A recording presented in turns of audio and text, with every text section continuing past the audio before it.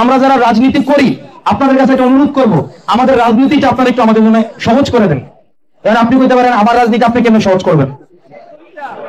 আপনারা এখানে 1900 এরশাদের আমল দেখছেন কারা কারা? এরশাদের আমল, এখানে অনেকে এরশাদের আমল দেখছেন। তার মানে এরশাদের আমল থেকে আপনারা এরশাদের আমল দেখছেন, এখানে আপনারা হচ্ছেন আপনি শহীদ জিয়ার আমল দেখছেন কারা কারা? এখানে শহীদ জিয়ার আমল দেখার মানুষ আছে, হাসিনার আমল দেখার মানুষ আছে, খালেদা জিয়ার আমল দেখার মানুষ আছে, আছে না? এবার আপনাদের কাছে আমার একটা প্রশ্ন, এখানে যারা আছেন কিছুক্ষণ পরে কিন্তু আমি আপনাদের প্রশ্ন নিব, খারাপ আপনারা কিন্তু আমাকে প্রশ্ন করতে হবে, আপনাদের প্রশ্ন আমি নিব কিছুক্ষণ পরে। 2024 সালের অগাস্ট মাসে, মানে গত বছরের অগাস্ট মাসে আমি ছিলাম একজন ছাত্র, আমি চাকরি খুঁজতাম। চাকরি কি চাকরি খুঁজতাম? যে চাকরির বেতন ছিল সর্বোচ্চ, আচ্ছা আপনারা কোনো ধারণা আছে কি ম্যাজিস্ট্রেট কয় টাকা বেতন পায়? 1 লাখ টাকা, 2 লাখ, 50,000, অন্তত 50,000 টাকা হওয়া উচিত। ম্যাজিস্ট্রেট 50,000 টাকা হয় কত?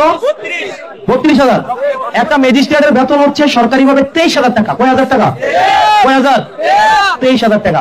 এই বেতন বুতন সহ 40,000 টাকা পায়। কত পায়? বেতন সহ কত পায়? 40,000 টাকা পায়। ওইরকম একটা চাকরি খোঁজার জন্য, খেয়াল করেন এর একটা বোঝার বিষয় আছে, এরকম একটা চাকরি খোঁজার জন্য হচ্ছে গত বছর আমরা চেষ্টা করতেছিলাম। ধরেন আমি চেষ্টা করতেছিলাম, 1 বছর পরে ধরেন আমি যদি আইসা এখন মসজিদে দেয় 50,000 টাকা, কবরস্থানে দেয় 30,000 টাকা, বিয়াতে গিয়া দেয় 10,000 টাকা, চাকরির একজনের রাস্তা দিয়ে দেয় 1 লাখ টাকা, মোট করে আপনার হাতে দিয়ে দেয় 10,000 টাকা, আপনার মনে প্রশ্ন আসার কথা কিনা? এটি আফাইসে বলছে টাকার উৎস কি প্রশ্ন আসবে না? কারণ 1 বছরে আমি কি আলাদিনের চেরাগ পাইছি যে আমার হাতে এত টাকা আইছে? কারণ গত বছরের এমন দিনে আমি একটা চাকরি, যে চাকরির সর্বোচ্চ বেতন 40,000 টাকা, এটার জন্য আমি চেষ্টা করতেছিলাম। আর এই বছরে আমি কবরস্থানে দিয়ে লাইতেছি টাকা, মসজিদে দিয়ে লাইতেছি টাকা, এরপরে কেউ একটা বিয়া কের আছে আমি গিয়ে দিয়ে লাইছি টাকা। যদি আমি দেই, ধরেন আমি যদি দেই, আপনাদের মনে সন্দেহ আসার কথা না? খেলা এটি অবশ্যই বই, তার মানে কি এইটি আইলো বইতে? তার মানে কি আমি কি কোনো না কোনো ভাবে দুর্নীতি করছি? আমি আপনার কবরস্থানের জন্য টাকা দিতে পারবো না, এটা কি সম্ভব বলেন? আমি আপনারা যদি বলি আপনার কবরস্থান করে দিব, আপনি ঈদগাতে টাকা দিব, মসজিদে টাকা দিব, বিয়ার খরচ চালাই দিব, আপনি খুশি হইতে পারেন, কিন্তু আপনার মাথায় প্রশ্ন আসতে হবে সেই টাকা পাইছে কই? সেটা কেন দিছে? 1 বছরের মাথায় কি আমরা টাকা পাওয়া যাওয়া সম্ভব? আর যদিও পাওয়া থাকে এটা সৎ উপায়ে কোনোদিন সম্ভব না। আর যদি অসৎ উপায়ে টাকাই না আপনাদেরকে দেই, নিশ্চয়ই একটা অসৎ উদ্দেশ্য আছে। এই কারণে আমাদের যে নতুন রাজনৈতিক দলটা আসছে, আমাদের টাকা পয়সা দেওয়ার আমাদের ক্ষমতা নাই। আজকে যে প্রোগ্রামটা করছি, উপরে আল্লাহ নিচে মাঠে, কিছুক্ষণ করে আসার নামাজ পড়তে যাবো, 10টা টাকাও আমি দিতে পারিনি। 10 টাকা দিতে পারিনি। এটা কে দিচ্ছে? তাই এই যে জাতীয় নাগরিক পার্টির এলাহাবাদের যে বিদ্যালয়ের যে মানুষগুলো আছে, কেউ হচ্ছে ডেকোরেশনের দায়িত্ব নিছে, কেউ লাইটিং এর দায়িত্ব নিছে, কেউ ব্যানারের দায়িত্ব নিছে, কেউ খাওয়ার দায়িত্ব নিছে। এই রাজনীতি যখন আপনারা আমাকে সমর্থন দিয়ে আপনারা নিজেরটা নিজে করবেন, তখন আমি সৎ থাকতে পারবো, তখন আমি সৎ থাকতে পারবো।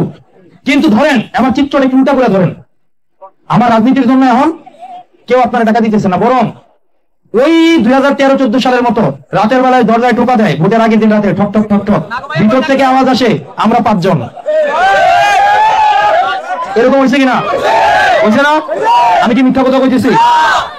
রাতের বেলা নির্ঘুম ফজর পর্যন্ত, সকাল পর্যন্ত। আবার ভোট দেওয়ার সময় কেউ ভোট দিতে আইতে নাও, ও পাও ব্যথা, মানে গাড়ি ভাড়া আছে কিনা? ধরেন আমি সব রাজনীতিবিদদের পক্ষে একটা কথা বলবো, বাংলাদেশে এসে বিএনপি করুক, জামাত করুক, এনসিপি করুক, গণ অধিকার পরিষদ করুক, এবি পার্টি করুক, সকল রাজনীতিবিদদের পক্ষে একটা কথা বলবো। আমাদের আগে যিনি এমপি ছিল উনি 100 কোটি টাকা খরচ করে এমপি হয়েছে, আপনারা শুনছেন এরকম? এখন আপনার প্রশ্ন আসা উচিত, উনি যদি 100 কোটি টাকা খরচ করে এমপি হয়, এই টাকাটা উনি পরে উঠাবে কিনা? উঠাবে না? উঠাবে কিনা? ধরেন আমি, খেয়াল করেন, আমি প্রত্যেক জনের এখানে 1,000 টাকা করে টাকা দিব আজকে। ধরেন আমার 500 জন মানুষ 1,000 টাকা করে দিলে আমার 5 লাখ টাকা খরচ হবে, তাই না? এই টাকাটা, এই যে 5 লাখ টাকা দিলাম, এই টাকাটা কি মনে করছেন এটা আমি উঠাবো না?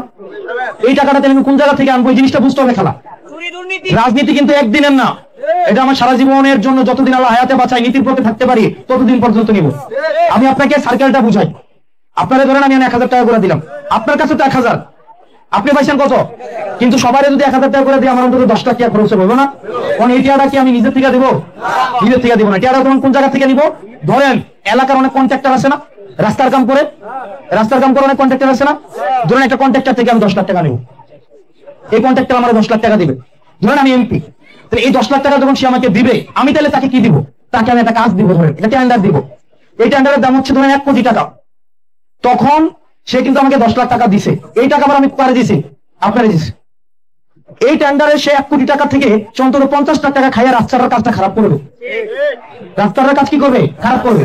ওই কদিন আগে দেখছেন রাস্তাটির কি অবস্থা, আমি টাইনা যে তুললাম, তখন সে রাস্তার কামটা খারাপ করবো। তখন যখন রাস্তার কামটা খারাপ করবো, যেখানে 5 ইঞ্চি দেওয়ার কথা সেখানে তুমি 3 ইঞ্চি, যেখানে পাথর দেওয়ার কথা এখানে তুমি সুরকি, তখন আমি দেখেও কিছু বলতে পারবো না, তখন আমি দেখেও আসমানের দিকে তাকাই থাকতে হবে।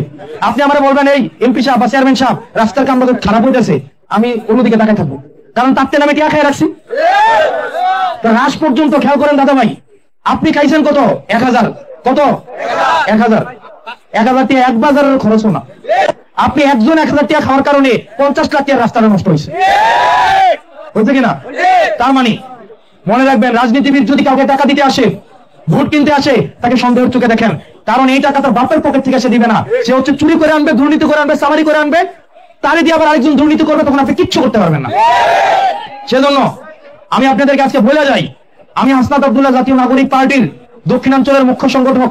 আমি এই ঘোষণা দিতেছি আপনাদের সামনে, এখানে মুরব্বী আছে, দাদি আছে, চাচি আছে, মামা আছে, খালা আছে, আমার জন্মস্থান এখানে, আমি এখানে বড় হয়েছি, আমি দেবিদ্বার রিয়াজউদ্দিনে পড়াশোনা করছি, দেবিদ্বার বাজারের খাবার খাইছি, দেবিদ্বার বাজারের খরচ খাই বড় হয়েছি, স্কুলের পুকুরে সাঁতার কাটছি, এখানে এমন কোন গ্রাম নাই যেখানে আমি হাইটা চলে বেড়াই নাই, এখানে আলো বাতাস আমি বড় হয়েছি। আপনাদের সাথে মিথ্যা কথা বলা, ভণ্ডামি করা, পাকিবাজি করা, চাপাবাজি করা, আপনাদের সাথে প্রতারণা করা, এইটার ইন্টেনশন আমার নাই, কারণ দিন শেষে যদি এখানে আমি মারা যাই, জানাজাতে আপনারাই আসবেন। আপনাদেরকে আমি 1 টাকা কোনোদিন দিতেও পারবো না, আপনাদের থেকে কোনোদিন 1 টাকা আমি আনবো না। এরপরে যদি আপনারা আমার পিছনে রাজনীতি করেন তাহলে করবো, আর যদি বলেন যে না আমি করবো না, তাহলে সালাম আলাইকুম।